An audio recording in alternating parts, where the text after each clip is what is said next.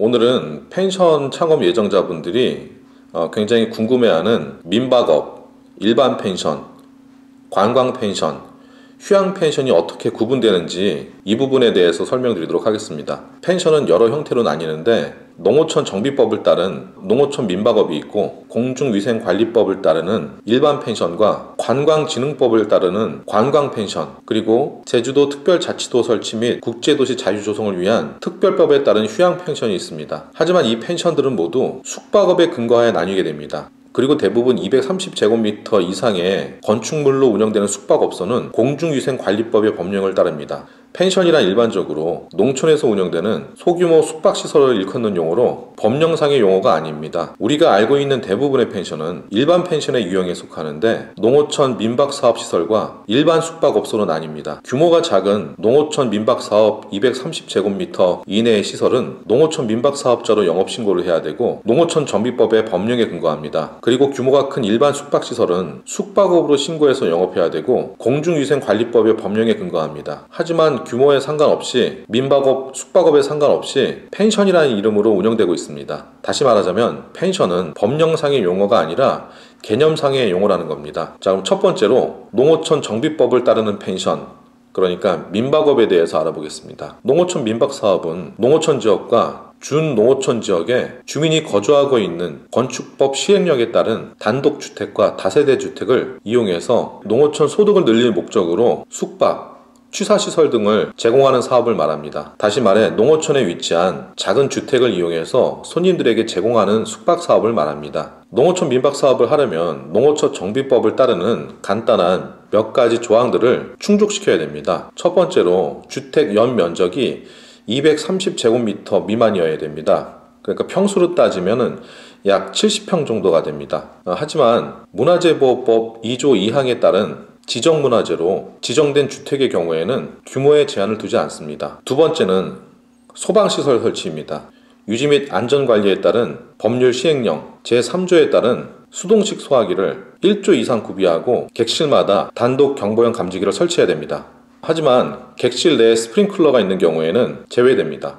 앞서 소개한 사업 자격은 농어촌 지역의 주민이어야 됩니다. 건물의 용도는 단독주택이어야 되고 수동식 소화기는 비치되어야 됩니다. 그리고 소득세는 과세 대상입니다. 다만 매출이 연 1,800만원 이하일 경우에는 소득세가 비과세 대상이 됩니다. 자, 두 번째로 관광 펜션입니다. 일반 펜션과 같이 숙박업 신고 또는 민박사업자 신고 후에 관광 펜션으로 지정될 수가 있습니다. 그리고 규모가 큰 경우에는 공중위생관리법과 관광진흥법 법령을 따라야 되고, 규모가 작다면 농어촌 정비법과 관광진흥법의 법령을 따라야 됩니다. 숙박업은 손님이 자고 머무를 수 있도록 시설 및 설비 등을 제공하는 영업을 말합니다. 대부분의 펜션들이 공중위생관리법에 따른 숙박업입니다. 하지만 공중위생관리법에 의한 펜션에서 제외되는 펜션도 있는데, 농어촌 정비법에 따르는 숙박업이 그렇습니다. 쉽게 말해서 규모가 작은 민박, 펜션이 이에 적용됩니다. 농어촌 민박업에 적용되는 작은 규모의 민박사업자 외에도 공중위생관리법에서 제외가 되는 숙박업이 있는데, 자연휴양림에 설치된 시설들과 청소년 수련시설, 외국인 관광도시 민박업 등이 있습니다. 그리고 농어촌 정비법에 적용되는 규모가 작은 민박, 펜션도 관광진흥법에서 규정하는 요건을 갖춘다면 관광 펜션으로 지정받을 수도 있습니다.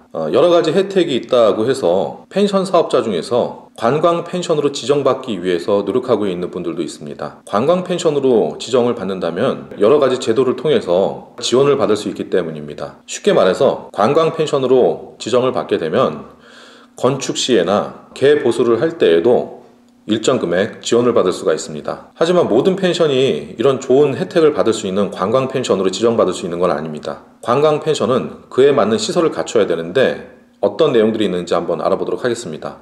먼저 첫 번째로 자연과 주변 환경의 조화를 이루는 3층 건물 이하일 것. 두 번째로 객실이 30객실 이하일 것. 세 번째로 취사 및 숙박시설을 갖출 것. 네 번째로 바베큐장, 캠핑장 등 주인의 환대가 가능한 한 종류 이상의 이용시설을 갖출 것. 다섯 번째로 숙박시설 및 이용시설에 대한 외국어 안내 표시를 할 것입니다. 자, 그럼 세 번째로 휴양펜션에 대해서 알아보겠습니다. 휴양펜션은 휴양펜션업으로 등록하고 제주도 특별자치도 및 국제자유도시 조성을 위한 특별법에 근거합니다. 간혹 관광펜션과 휴양 펜션의 차이를 잘 이해를 하지 못하는 분들이 계시는데 사실 이 두 가지는 굉장히 많은 차이가 있습니다. 관광진흥법은 제주특별자치도 및 국제자유도시 조성을 위한 특별법에 적용을 받지 않는 지역에서는 적용되지 않습니다. 즉 휴양펜션은 제주도 특별자치구역 내에서 규정하고 제주특별자치도 설치 및 국제자유도시 조성을 위한 특별법을 따르는 펜션이라고 할 수 있습니다. 휴양펜션도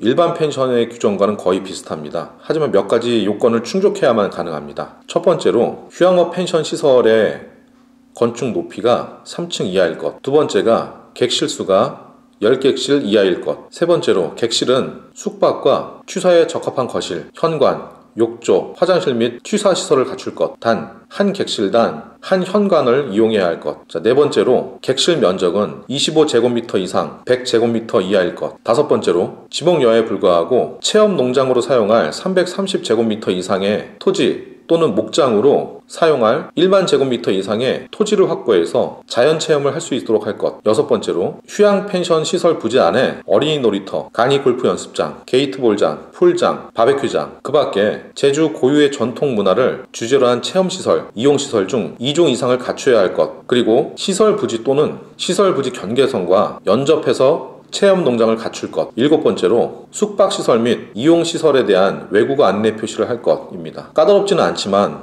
관광 펜션과 휴양 펜션도 이 몇몇 시설을 충족해야만 합니다. 하지만 최근 만들어지는 펜션들을 보면은 수영장, 캠프파이어, 연회장 이런 다양한 시설들이 만들어지고 있습니다. 일반적으로 규모가 좀 큰 펜션 사업장에 해당하는 펜션 형태라고 볼 수 있습니다. 어떤 분들은 이렇게 형태에 따른 펜션들이 나눠지는 것으로 굉장히 복잡하다라고 생각을 하실 수가 있는데 오늘 제가 이렇게 이야기를 해드리면서 여러 가지 펜션의 형태가 사실 그렇게 복잡하지는 않다라는 걸 아마 아셨을 겁니다. 그래서 펜션이 만들어지는 그 지역과 펜션의 형태에 따라서 여러 가지 좋은 제도가 있으니까 내 펜션이 이에 충족할 수 있다면 여러 가지 제도의 도움을 받아보는 것도 좋을 것 같습니다. 이상 제 이야기 여기서 마치겠습니다. 감사합니다.